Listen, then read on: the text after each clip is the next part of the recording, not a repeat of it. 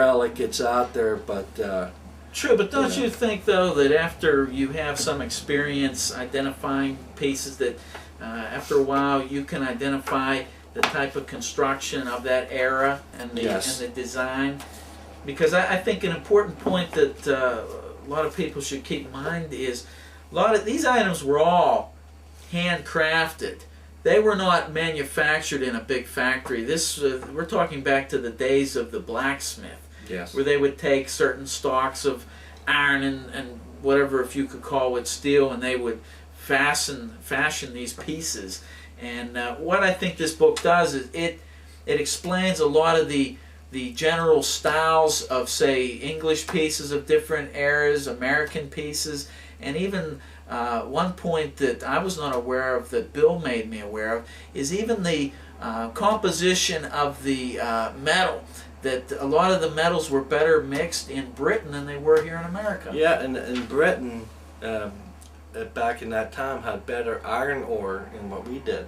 Here in a lot of western Pennsylvania, we had a lot of sulfur in our iron, so it didn't fare well too much in the ground. Later in the show here, we'll show you different examples of what was made in Britain and what was not. And some of the pieces are marked too, so a lot of them with the markings we know are British for sure. So. And in fact, Bill, there's one piece that you have.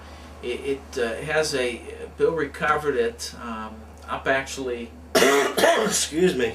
I can help it. It's all right, Bill. I know you're getting emotional with this, but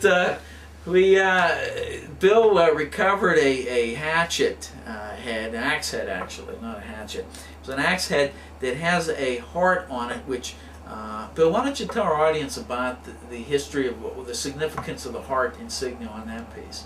It was called, I think it was called a belt, camp belt axe or something like that, but anyways, it's in really good condition. But wasn't it one that was that particular mark was determined to be the mark of a certain regiment out of England? That each regiment had their own blacksmith?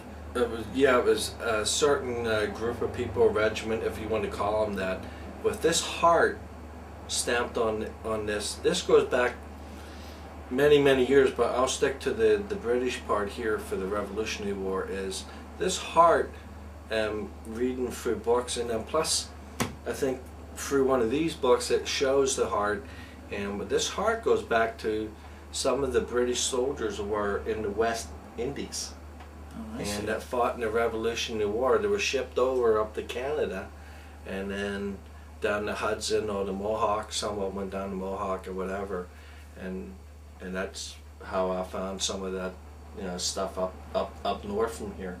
So a lot of them came from the West Indies, just from that heart, and so they carried that equipment through their campaigns here in North America. In North America, isn't it? It's truly amazing. West Indies to here. That is amazing. Well, Bill, what else do you have? You still have a whole bunch. I know your whole collection is not here. We'd need a moving van to. Not quite that bad, but anyways. It is a very extensive research collection. Here's a nice little book here I got off of eBay. I don't know. I think I paid $10 for it. It says Colonial Artifacts of Early America by Rodney M. Peck. And in this book, that list is like old Jamestown in Virginia. Oh yeah. And it goes back to some of the stuff they dug out of there, like old bottles, old relics, coins, and other different artifacts and everything in there. So it's a good informational book on artifacts and stuff like that, and plus a little bit of history too of Jamestown. So you always keep your eyes open. You might find actually one book that might have something that another book might not. Exactly. You shouldn't have to rely on just one book. That, in fact, you should have several research sources that you can pull together. And between all the books, you may not get all your questions answered, but you'll get a good number of them answered. Yeah. And take, for example, here, these treasure magazines. Obviously, these ones are Western, Eastern treasure magazines. I've had treasure found. Lost treasure? Lost treasures. And I think there's another one. I can't remember all the names, but I have a lot of the older issues. But anyways, you can get research material from this. The authors in here talk about different places that were metal detecting or whatever, different camps, or they talk about a particular river or creek or something, and you can research that yourself, and you could be onto some sites up, where they were writing about. So the research you can get from anywhere. One time I bought a a pamphlet from Blairsville, Pennsylvania, and it was listing the early days, the colonial days, in this pamphlet, and it goes back to 1949. This pamphlet, but it talks about an old town, talks about all the older people that lived in Blairsville, who the first people were, where they lived. I mean, so you can get a lot of research material from some of the little stuff. Just even a little pamphlet. Exactly. In fact, each town has their own little, usually a lot of them have little historic societies, and they have the little town history books that were published, say, for the centennial or bicentennial of the town, and those would be pretty valuable items for research tools. Yes, yes indeed. Research you can get from anywhere. You just have to be very open-minded. Pay attention. Yep, pay attention. Here's another book here from a local guy, Joe Patrick. He wrote a book called Metal Detecting Advice and Tips. Great book. He has a lot of advice in here, different tips, and it shows some of the artifacts he has dug and explains what they are, and he talks about them, and then like on this one here, he says what the silver deposit is, and certain coins and buttons and stuff. So he's very detailed and stuff, and what he found and stuff. But it's a great book. I'll never get rid of this one. He autographed it for me. So anyways, that's another great book.